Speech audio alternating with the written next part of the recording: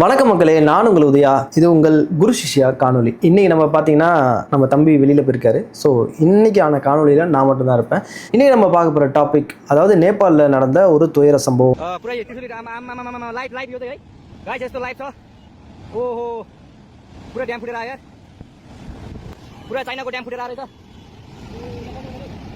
முக்கியமாக பார்த்தீங்கன்னா நம்ம இந்தியாவிலேருந்து போன பயணிகள், அதாவது டூரிஸ்ட், நம்ம தமிழ்நாட்டில் இருந்தோம். சரி, இவங்கள பற்றி நம்ம பார்க்க போகிறோம். இன்றைக்கி சூழ்நிலை அவங்க வந்து காண்டாக்ட் பண்ண முடிஞ்சுதா, இல்லை அவங்களோட நிலைமை எப்படி இருக்குது, அது மட்டும் இல்லாமல் இந்த மாதிரி துயர சம்பவம் நேபாளில் இன்றைக்கி நடந்தது நாளைக்கு தமிழ்நாட்டிலையும் நடக்கக்கூடாது, இந்தியாவிலையும் நடக்கக்கூடாதுன்றது என்னோட எண்ணம். அப்படி நடக்காமல் இருக்கணும்னா நம்ம என்னெல்லாம் பண்ணணும், ஸோ இதை தான் நம்ம இந்த காணொலியில் பார்க்க போகிறோம். வாங்க காணொலிக்குள்ளே போகலாம். அதாவது நேபாளில் பார்த்தீங்கன்னா ரசுவா மாவட்டம்னு சொல்லுவாங்க. அந்த மாவட்டத்தில் திடீர்னு ஒரு காட்டாறு வந்துட்டு கிரியேட் ஆகிடுச்சு. அதுவும் பார்த்தீங்கன்னா ஒரு மலைப்பகுதியிலேருந்து. அதாவது அந்த காட்டாறு கிரியேட் ஆகி எந்த வழியில் வந்துனாக்கா ட்ரிஷூலின்ற ஒரு நதி, அது வழியாக பார்த்தீங்கன்னா சுற்றி இருக்க கிராமம் மொத்தத்தையும் அடிச்சுட்டே போயிடுச்சுன்னு சொல்லலாம். வித்தின் செகண்ட் தான், இப்படின்னு தான் சொல்லலாம். நிறையா காணொலி பார்க்கவே அப்படியே கண்ணெல்லாம் கலங்கிடுச்சுங்க. நார்மலாக பார்த்தீங்கன்னாக்கா ஒரு போக்குவரத்து போகிற வழியில், அதாவது ஒரு பிரிட்ஜ் இருக்குது, கீழே சப்வே மாதிரி இருக்குது, அப்புறமா விண்டோஸ்லாம் ஜன்னல்லாம் இருந்தது, எல்லாம் அப்படியே நடந்து போயிட்டு இருக்காங்க. திடீர்னு அந்த ஜன்னல் வழியாக வருது வெள்ளம், அப்புறம் மேலேயும் வருது வெள்ளம், காரு போச்சு, ஒரு சின்ன பர்ஸ்ட் ஒரு வெடிஞ்சா எப்படி இருக்கும் அந்த மாதிரி ஒரு இந்த செகண்டில் வெடிஞ்சது. அவ்வளோதான், அந்த ஃபுல்லாக அந்த இடமே பார்த்தீங்கன்னாக்கா தண்ணீர் ஃபுல்லாக அப்படியே கவர் ஆகிடுச்சு. அதுவும் தண்ணி பார்த்தீங்கன்னா நார்மல் வாட்டரா மாதிரி இல்லைங்க. அதில் பார்த்தீங்கன்னா மணல், பாறைகள், அதாவது காட்டிலேருந்து வர எல்லா விஷயமும் அதில் மிக்ஸ் ஆகி ரொம்ப துயர சம்பவமாக இருந்தது.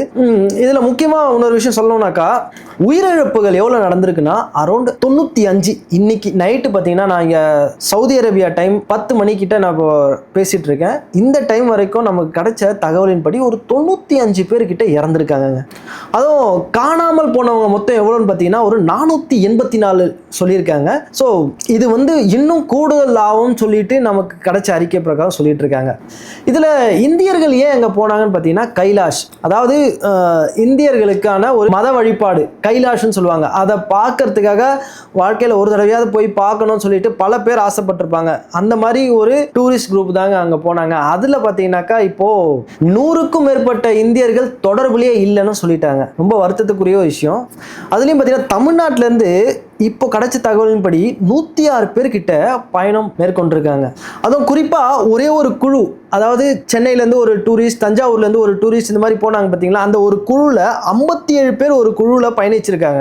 அதில் பார்த்தீங்கன்னா ஒரு 20 பேர் பாதுகாப்பாக இருக்காங்க, கான்டாக்ட்லேயும் இருக்காங்கன்னு சொல்லிட்டு ஒரு நியூஸ் கிடைச்சிருக்கு. மீதி இருக்க 37 பேரோட நிலைமை பார்த்தீங்கன்னா இன்றும் காணாமல் போன ஒரு தொடர்புலேயே இல்லை அவங்க.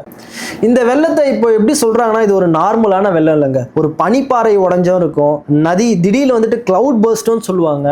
ஸோ மேலே பார்த்தீங்கன்னா கன்ஸ்ட்ரக்ஷன்ஸ் வேற போயிட்டு இருக்கு. அருகில் பார்த்தீங்கன்னாக்கா சைனா திபெத் பார்டர் வேற. இந்த இடத்துல வந்துட்டு சீன கன்ஸ்ட்ரக்ஷன்லாம் இருந்திருக்கு. அவங்க இயற்கைக்கு மாறா பல விஷயங்கள் அங்கே நடந்துட்டு இருக்குன்னு சொல்லிட்டு ஒரு செய்தி வந்துட்டு இருக்கு. ஆனால் இன்னொரு முக்கியமான விஷயம் எனக்குள்ள இருக்க நான் சொல்லணும்னாக்கா, அதாவது நீங்கள் என்னதான் பிரிட்ஜு இல்லை டேமு பல விஷயங்கள் நீங்கள் தடுப்பணைகள் கட்டினாலும் இயற்கையை நம்ம எதிர்த்து ஒன்றுமே பண்ண முடியாதுங்க. ஸோ இயற்கை அந்த இடத்துல பார்த்தீங்கன்னா பல பில்டிங்ஸு கன்ஸ்ட்ரக்ஷன்லாம் பார்த்தீங்கன்னா அந்த எர்த்குவேக்கு, பூகம்பம், சில ஸ்டாண்டர்ட்ஸ் இருக்குது, இதெல்லாம் ஃபாலோ பண்ணி தான் கட்டியிருப்பாங்க. ஆனால் நீங்கள் அந்த வெள்ளத்தில் பார்க்குறப்ப எந்த ஒரு ஸ்டாண்டர்டாக இருந்தாலும் ஊதி விட்டு போகிற மாதிரி இருந்தது. அதாவது இயற்கையை எதிர்க்க. அதுதான் நான் தமிழ்நாட்டிலையும் சொல்லுவேன், இந்தியாவிலையும் சொல்லுவேன். இப்போ உதாரணத்துக்கு ஜவ்வாது மலை, அந்த மலை பார்த்தீங்கன்னாக்கா தமிழ்நாட்டு அரசாங்கம் அப்படியே அதானி அவங்க ப்ராஜெக்டுக்காக எழுதி கொடுத்துருக்காங்க, அப்ரூவல் கொடுத்துருக்காங்க. இன்னைக்கு அந்த இடத்துல வந்துட்டு ஒரு நீர் அணுமின் நிலையம் மாதிரி ஒன்று வைக்க போறாங்க. அதாவது நீர் தேக்கம் மேலேயும் சரி கீழேயும் சரி ஒரு பம்பிங் ஸ்டேஷன் மாதிரி கிரியேட் பண்ண போறாங்க. ஒரு மலை, இந்த இடத்துல பல காடுகளை அழிக்க போறாங்க. இந்த ஏரியாவில் பார்த்தீங்கன்னா ஒரு கன்ஸ்ட்ரக்ஷன் பண்றாங்க. எந்த அளவுக்கு தரமா இருக்கும்னு நீங்க நினைக்கிறீங்கன்னா, அதாவது அதானி கன்ஸ்ட்ரக்ஷன் பார்த்தீங்கன்னா ரீசெண்டாக மகாராஷ்டிராவில் இருக்க ஏர்போர்ட்டையும் அவங்க தான் கன்ஸ்ட்ரக்ட் பண்ணாங்க. இப்போ நீங்கள் ஏர்போர்ட்டோட நிலைமையை பார்த்தீங்கன்னா மழை பெஞ்சா தண்ணி உள்ளே வருது, அவ்வளோ கேவலமான ஒரு கன்ஸ்ட்ரக்ஷனானு சொல்லலாம். இவங்க அதானியோட ப்ராஜெக்ட்ஸ் பல நாட்டில் பார்த்தீங்கன்னா பாதியில் நிறுத்தி அடித்து வெளியில் அமைச்சிருக்காங்க. அந்த மாதிரி ஆட்கள் கிட்ட நம்ம தமிழ்நாட்டோட வளத்தை கொடுக்குறோம். ஸோ நாளைக்கு எல்லா பிரைவேட் கம்பெனிஸும் பார்த்தீங்கன்னா வியாபார ரீதியாக மட்டுமே அவங்க ஃபோக்கஸ் பண்ணுவாங்களே தவிர்த்து சேவை ரீதியாக இல்லை. அப்படி நீங்கள் சேவை ரீதியாக பண்ணணும்னா கூட மக்கள் கிட்ட அணுகி அவங்களுக்கு சம்மதம் அப்படின்ற ஒரு சொல்ற ஒரு சிச்சுவேஷன் நம்ம தமிழ்நாட்டில் இருக்கான்னு கேட்டிங்கன்னா இல்லை. இன்னைக்கு மக்களையே வெளியில் அனுப்புறா அப்படின்ற ஒரு சிச்சுவேஷனில் தாங்க இருக்கு. ஆமாங்க, மேகமலை ப்ராஜெக்டை கூட நம்ம எப்படி சொல்லலாம்னாக்கா, நான் முன்னாடி காணொலியில் சொல்லியிருப்பேன், இந்திய அரசாங்கம் 2015 வெஸ்டர்ன் காட்ஸ் இந்த மலைப்பகுதியில் பார்த்தீங்கன்னா ஒரு ப்ராஜெக்டை கிரியேட் பண்ண போகிறதா சொல்லியிருந்தாங்க. அதுவும் அப்ரூவலும் கொடுத்துருக்காங்க இந்திய அரசாங்கம். ஸோ இன்னைக்கு பார்த்தீங்கன்னா சடனாக இப்போ மேகமலையில் இருக்க எல்லா மக்களையும் வெளியில் போ, என்ன ரீசன் சொல்ல போகிறாங்கன்னா புலி சரணாலயம் சொல்லி முடிச்சுட்டு இப்படி இவங்க சொல்கிறப்ப அங்கே வாழ்கிற மக்களை பற்றி இவங்க அக்கறை எடுக்கலனாக்கா நாளைக்கு அந்த ப்ராஜெக்டும் உள்ள வர வாய்ப்புகள் இருக்கு. ஸோ இந்த அரசாங்கம் அதை எதிர்த்து பேசவும் முடியாமல் கேட்டால் சுப்ரீம் கோர்ட்டில் இருக்குன்னு சொல்லிட்டு அமைதியாக போயிடுறாங்க. அப்ப நாளைக்கு ஒவ்வொரு இடத்துலயும் பாத்தீங்கன்னா சுப்ரீம் கோர்ட்ல இந்த கேஸ் இருக்கு, எங்களால தலையிட முடியாது அப்படின்னு சொன்னாக்கா எதுக்குங்க அரசாங்கம்? அரசாங்கம்ன்றது தமிழ்நாட்டில் இருக்க மக்கள் சுப்ரீம் கோர்ட்ல இருந்து டைரக்டா வந்து பார்க்க மாட்டாங்க. அதுக்கு இன்பிட்வீன் நடக்கிறது தான் தமிழ்நாடு அரசாங்கம். அவங்க வந்து நம்ம தமிழர்கள் மக்களோட நிலையை வந்துட்டு சுப்ரீம் கோர்ட்ல எடுத்துட்டு போயிட்டு பதிவு பண்ண வேண்டியது, சொல்ல வேண்டியது அவங்களோட கடமை. சோ அந்த மாதிரி வந்து மக்கள் வழியில நம்ம ஆட்சியை நம்ம பண்ணக்கூடாது. மக்கள் சந்தோஷமா இருக்கிறதுக்காக தான் நம்ம அரசாங்கம் இருக்கு. அந்த அரசாங்கம் உயர்நீதிமன்றத்தில் எப்படி இதை பேசி மக்களுக்காக வாதாடணும்ன்றது ஒன்று இருக்கு. அதாவது மக்களுக்காக கஷ்டப்பட்டு வாதாடணுமாங்க. அப்படியாப்பட்ட ஒரு மன்றங்கள் நம்ம அரசாங்கம் அதாவது கன்ஸ்ட்ரக்ட் பண்ணி வச்சிருக்கு. அதை நினைக்க சொல்லவே ரொம்ப கஷ்டமாகவும் இருக்கு எனக்கு. அது இல்லாமல் இப்போ மீட்பு நடவடிக்கை எப்படி பண்ணிட்டு இருக்காங்கன்னா, இப்போதைக்கு வந்து நேபாளோட ஆர்மி, நேபாள் போலீஸு, அந்த ஆர்ம்டு போலீஸ் ஃபோர்ஸ்னு செப்பரேட் டீமு, இவங்களாம் பார்த்தீங்கன்னா ஹெலிகாப்டர் வச்சுட்டு பல மீட்பு பணிகளை நடத்திட்டு இருக்காங்க. இது வரைக்கும் பார்த்தீங்கன்னா ஒரு 63 பேருக்கிட்ட மீட்பு பணியில் மீட்டு காத்மண்டு ஹாஸ்பிட்டல்ல பார்த்தீங்கன்னா சிகிச்சைக்காக அனுமதிக்கப்பட்டிருக்காங்க. ஒரு முக்கியமான விஷயம், இதுல பல வீடுகள் இடிஞ்சு போச்சு. இது வீடு மட்டும் இடியலைங்க, கவர்மெண்டோட ஹைட்ரோ பவர் பிளான்ட்ஸ்லாம் வந்து கன்ஸ்ட்ரக்ட் பண்ணி வச்சிருந்தாங்க. அந்த காணொலியை பாருங்க, அது எல்லாத்தையும் அடிச்சுட்டு போகுது. இதை நம்ம எப்படி எடுத்துக்கலாம்? சாதாரணமா ஒரு விஷயமா எடுத்துக்கலாம். இதை கன்சிடர் பண்ணி நம்ம ஃபியூச்சர்ல ப்ராஜெக்ட்ஸ் பண்ண சொல்ல இந்த பணத்தை தூக்கிட்டு போயிட்டு, அதுவும் இந்த கன்ஸ்ட்ரக்ட் பண்ற பணம் யாரோட பணம்? மக்களோட வரி பணம். இந்த வரி பணம் எடுத்துட்டு போயிட்டு நம்ம இந்த மாதிரி விஷயத்துக்கு நம்ம தூக்கி போடணுமா? நாளைக்கு இயற்கை நினைச்சா எல்லாத்தையும் அடிச்சுட்டு போயிடும். ஆனா அந்த இயற்கையோட எக்கோ ஃப்ரெண்ட்லியா, இயற்கையை அழிக்காம நீங்க ஒரு கன்ஸ்ட்ரக்ஷன் பண்ணும்போது அது ஆரோக்கியமான ஒரு விஷயம் சொல்லலாம்.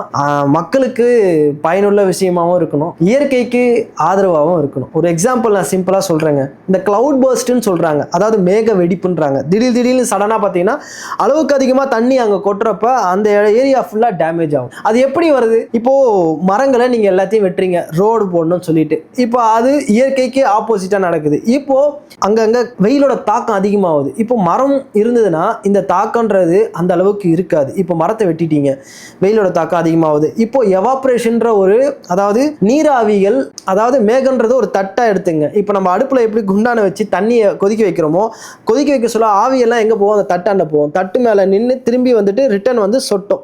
அது எப்போ சொட்டும்? அது வந்து ஒரு போய் சேகரிக்கிறது பார்த்தீங்கன்னா சுற்றி எல்லா இடத்துலையும் சேகரிக்கிறதுனால அது உங்களுக்கு பெருசாக தெரியாது. ஆனால் இங்கே ஒரு இயற்கை சூழலே மாறுறனால இந்த கிளவுட் பர்ஸ்ட்னு ஒன்று கிரியேட் ஆகுது. எல்லா தண்ணியும் ஒரே இடத்துல போயிட்டு அது மேக வெடிப்பில் வந்து அது ஃபுல்லாக பர்ஸ்ட் ஆகி கீழே வரப்ப பாதிப்புகள் வருது. ஸோ முடிஞ்ச வரைக்கும் இயற்கையை எதிர்த்து தயவு செய்து எந்த ஒரு புது திட்டங்களும் எடுத்துட்டு வராதீங்க. பரந்தூர் விமான நிலையம் மெயினாக நீங்கள் எதுக்காக கேன்சல் பண்ணீங்க? அந்த இடத்துல இருக்க விவசாயி நிலத்தை அழிச்சிட்டு நம்ம ஒரு விஷயம் பண்ணக்கூடாது. விவசாயிக்காக நான் நிக்கிறேன்னு சொன்ன நீங்க இன்னைக்கு அந்த நிலத்தை விவசாய ப்ராஜெக்ட்ஸ், அதாவது இயற்கையை சார்ந்து ஒரு ப்ராஜெக்ட்ஸா நீங்க பண்ண போறீங்களா, இல்ல திரும்பவும் பிரைவேட் கம்பெனிஸ் கிட்ட அதை கொடுக்க போறீங்களா? இப்போ நீங்க பிரைவேட் கம்பெனிஸ் கிட்ட கொடுக்கறதும் ஏர்போர்ட் வர்றதும் ரெண்டும் ஒண்ணுதாங்க. என்னங்க வித்தியாசம்? இதுல ஏர்போர்ட் வந்தா அங்க இருக்க விவசாயிகளுக்கு ஏதாவது நல்லது நடக்குமா, இல்ல இண்டஸ்ட்ரீஸ் எடுத்துட்டு வந்தா அங்க இருக்க விவசாயிகளுக்கு ஏதாவது நல்லது நடக்குமா? நீங்க படிச்சவங்களுக்கு வேலை தரதா சொல்றீங்க, ஓகே, இண்டஸ்ட்ரியில் எடுத்துட்டு வரீங்க. அந்த இடத்துல இருக்க நீர் வளம் என்ன ஆகுறது? அது வந்து ஒரு ஆல்ரெடி விவசாயம் பண்ண இடங்க. நீங்க அங்க ஒரு ப்ரொடக்ஷன் ஃபேக்டரி, அதாவது ரைஸ், அரிசி, பயிர்கள், தானிய வகைகள், மரங்கள், இந்த மாதிரி ஒரு திட்டத்தை எடுத்துட்டு வாங்க. அதாவது வருடம் முழுக்க அந்த இடத்துல விவசாயம் பண்ணி அதுல இருந்து நீங்க ப்ரொடக்ஷன் இன்க்ரீஸ் பண்ணி அதுல இருந்து லாபத்தை எடுக்கிறதுக்கு ஏதாவது ஒரு ப்ராஜெக்ட் எடுத்துட்டு வாங்க.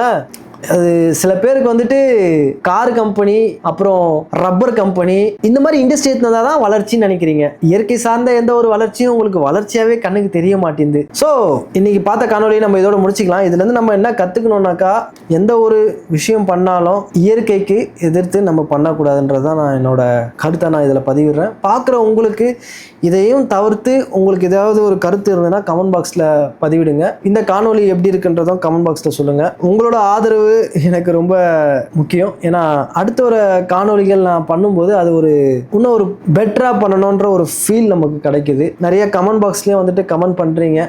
சிலர் நான் ஒரு காணொலி அதாவது பதிவை பார்த்தேன். அதாவது நீங்கள் சாட்டை எண்ணெய் மாதிரியே பேசுகிறீங்க, உண்மையிலேயே உங்கள் காணொலி நல்லா இருக்கு, மனதில் தோன்றதை அப்படியே நீங்கள் சொல்கிறீங்க, அதாவது ஒரு சாமானிய மக்களோட கவலை உள்ள வச்சிருக்காங்களா, அதை நான் பேசுறதாகவும் அவங்க சொல்லும்போது கேட்க சந்தோஷமா இருக்கு. ரொம்ப நன்றிங்க. மீண்டும் ஒரு நல்ல காணொலியுடன் திரும்ப சந்திப்போம். அதுவரை உங்களிடம் விடைபெறுவது உங்கள் உதயா. பாய். நன்றி, வணக்கம்.